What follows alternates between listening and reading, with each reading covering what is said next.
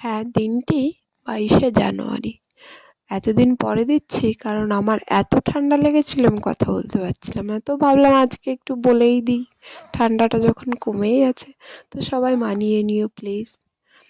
তো এই দিন ছিল আমাদের ভারতবর্ষের প্রত্যেকটা মানুষেরই গর্বের দিন আশা করি। আমরা দীর্ঘ ৫০০ বছর লড়াইয়ের পরে ফিরে পেয়েছি ঘরের ছেলেকে ঘরে। হ্যাঁ, সেই রামলালার প্রাণ প্রতিষ্ঠা দিবস।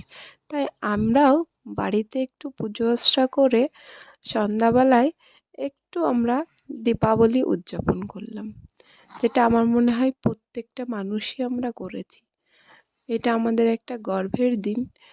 তাই ছোট্ট করে সেলিব্রেশন করে ফেললাম দীপাবলি পালনের মাধ্যমে। আশা করছি সবাই করেছো।